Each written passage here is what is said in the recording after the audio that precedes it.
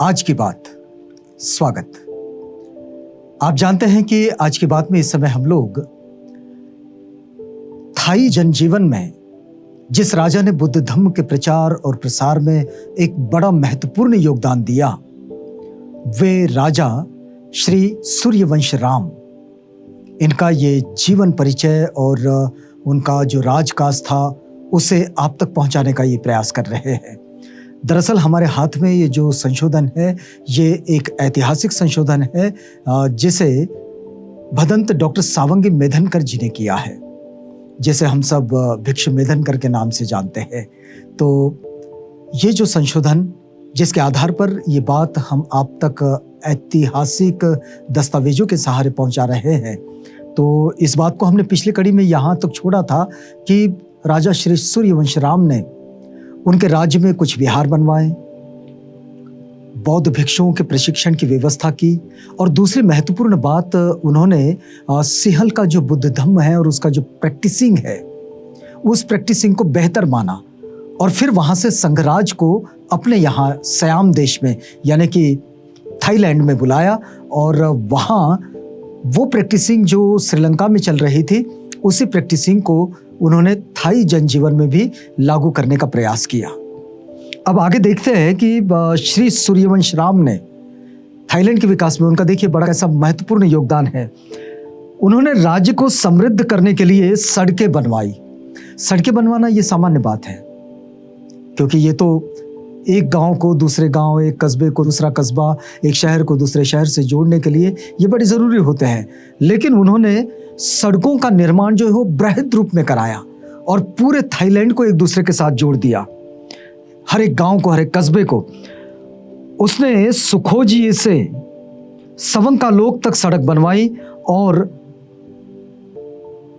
कम्मेगपेट तथा अन्य छोटे छोटे नगरों से राजधानी का संबंध स्थापित करने में अनेक मार्गों का निर्माण किया। तो ये इस तरह से उन्होंने पूरे गांवों को, सारे कस्बों को, सारे शहरों को राजधानी से जोड़ दिया और ये प्रक्रिया राजा श्री सूर्यवंश राम के राजकाज में, उनके कार्यकाल में थाईलैंड में हुई है। अब देखिए कि कृषि उत्पादन में वृद्धि करने के लिए उसने बड़ी बड़ी नहरें खुदवाई। ये देखिए आधुनिक समय में भी हम लोग नहरों का सहारा लेते हैं, कैनल का सहारा लेते हैं और इससे हम अपनी खेती को समृद्ध कराने की कोशिश करते हैं। ये 14वीं शताब्दी में यानी कि 14वीं शताब्दी की शुरुआत और 13वीं शताब्दी का जो अंत था, इस दौरान राजा श्री सूर्यवंश राम ने थाईलैंड में ये व्यवस्थाएं बनाई और तब वहाँ पर नहरें बनवाई गई कृषि उत्पाद में बढ़ोतरी करने के लिए। फिर देखिए राजा के बारे में एक बात और भी कही गई है। ये जो सारी जानकारी है ये शिलालेखों में मिलती है। राजा के बारे में एक बात और भी कही गई है कि सागर के जल के समान उसकी दया और अपार पुण्य था उसके पास। मतलब उसकी जो हृदयंगत करुणा जो थी वो अथांग सागर की तरह, उनका मन जो था वो बड़ा ही कोमल था। उसने जनता से पुत्रवत प्रेम किया।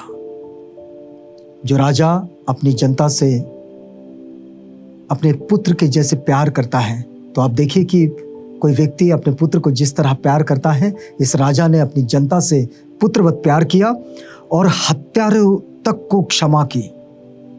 जिन्होंने हत्याएं की उनको भी क्षमा कर दी, लेकिन क्षमा करने के बाद उनके जीवन को बदलने के लिए उनको प्रेरित भी किया और उनका जीवन बदल दिया और उपदेश देकर उन्हें घर भेजा। उसके समय में कहीं भी कोई दास नहीं था। ये बड़ी महत्वपूर्ण बात है कि राजा सूर्यवंश राम के समय में थाईलैंड में कोई भी गुलाम नहीं था, कोई भी दास नहीं था। मतलब दास प्रथा को उन्होंने खत्म कर दिया, गुलामी की प्रथा को। सब लोग स्वतंत्र और खुश थे। सब जातियों में उसकी कीर्ति फैल गई थी। अब जो ऐसा राजा है जो धार्मिक है उसकी तो कीर्ति फैल ही जाती है। श्री सूर्यवंश राम बड़ा शांति प्रिय राजा था। कुछ अवसरों पर मजबूरन उसे युद्ध करना पड़ा। ये तो सामान्य सी बात है कि अपनी सीमाओं की रक्षा करने के लिए और अपने जनजीवन को सुरक्षित रखने के लिए इस तरह का कार्य करना पड़ता है। उसने युद्ध बंदियों के साथ भी मनुष्यता का व्यवहार किया। ये बहुत कम जगह देखने को मिलता है। आज इस पर मानवाधिकार पर काम करने वाले जो कार्यकर्ता हैं, जो लोग हैं, वो इस बात के प्रति बड़े आग्रही है कि मनुष्यता का व्यवहार बंदियों के साथ भी होना चाहिए।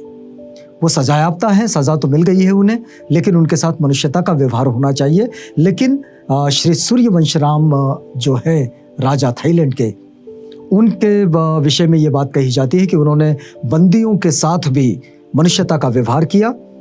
युद्ध बंदियों की कभी हत्या नहीं की, यानी उन्होंने फांसी की सजा उन्हें कभी नहीं दी। वे दास बने, किंतु राजा को दासों का कोई उपयोग नहीं था।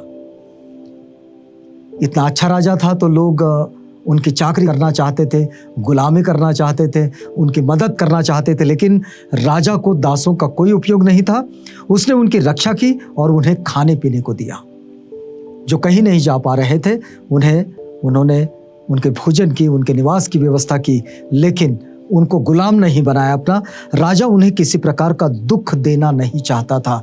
ये बौद्ध जीवन शैली का हिस्सा है कि किसी को भी न काया से, न वाचा से, न मन से दुख न पहुंचाया जाए किसी को भी।